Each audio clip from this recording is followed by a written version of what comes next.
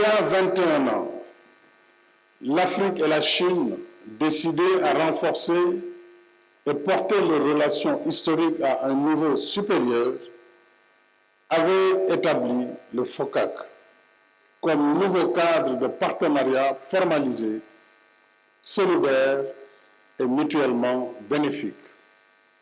Depuis lors, nous avançons main dans la main, de façon pragmatique et efficace, comme en témoigne l'intensification de nos échanges commerciaux, les investissements et les nombreuses réalisations au titre de nos différents plans d'action.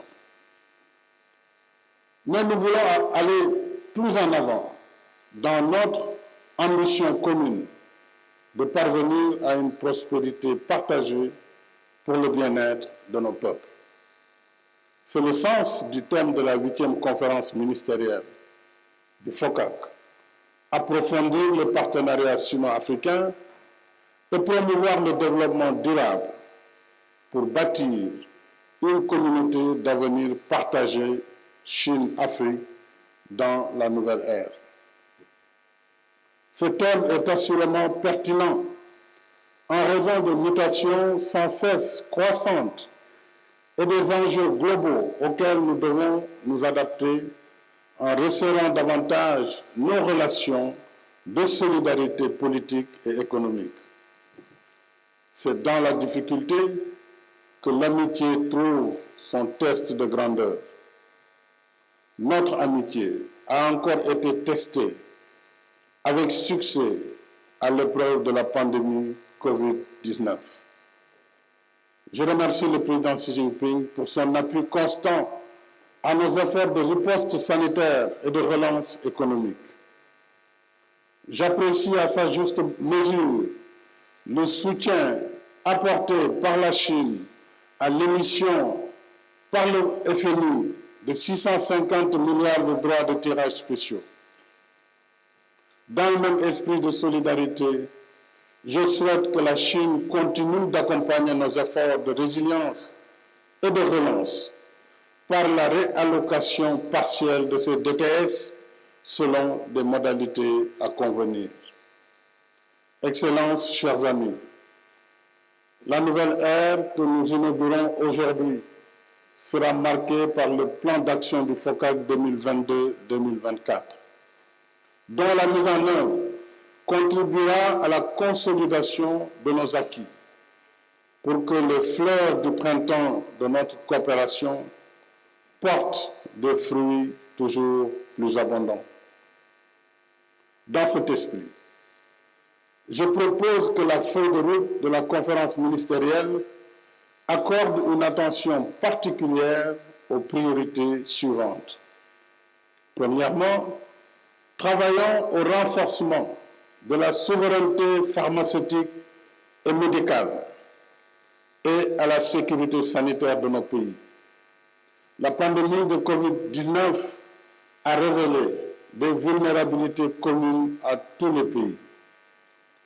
Mais l'Afrique est sans doute le continent le moins préparé à faire face aux crises sanitaires en raison de son déficit en ressources humaines qualifiées et de son retard dans les infrastructures de santé, la recherche médicale, la production de vaccins et de médicaments et l'accès aux soins.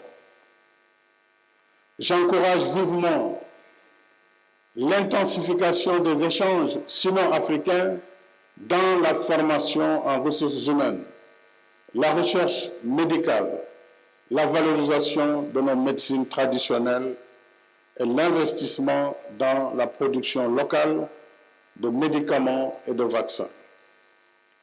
Je me réjouis que certains de nos pays, dont l'Afrique du Sud et l'Égypte, produisent déjà des vaccins anti-Covid. D'autres, comme le Sénégal et le Rwanda, s'inscrivent dans le même sillage. Deuxièmement, poursuivons nos efforts de modernisation de l'agriculture pour assurer notre souveraineté alimentaire collective et faire de la transformation locale de nos produits agricoles un facteur d'émergence économique et de lutte contre le chômage et la pauvreté. Avec plus de 30 millions de kilomètres carrés, plus d'1 milliard d'habitants et d'importantes réserves hydriques, l'Afrique a le potentiel de ressources nécessaires pour assurer sa nourriture et contribuer à nourrir le monde.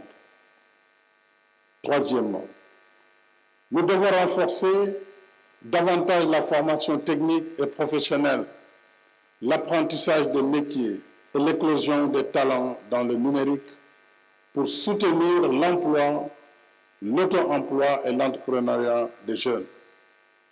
J'encourage vivement l'accélération du programme d'implantation des ateliers Luban en Afrique comme modalité pratique de mise en œuvre du transfert de technologie et du savoir-faire chinois dans le cadre de notre partenariat. Quatrièmement, continuons le formidable travail de réalisation d'infrastructures de base en Afrique.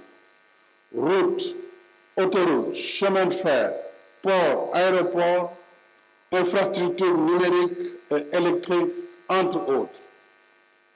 Je dois saluer le soutien considérable de la Chine à l'Afrique, même en ces temps de crise, pour le développement de ces secteurs indispensables à tout effort d'émergence.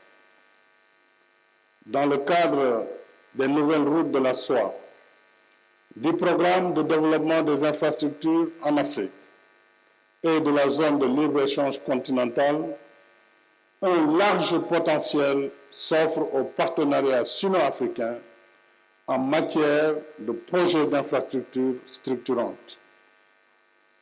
Cinquièmement, enfin, il nous faut accélérer notre collaboration pour le développement des capacités industrielles africaines afin que le continent produise plus et réponde mieux aux standards qui facilitent l'accès de ces produits au marché chinois et mondial.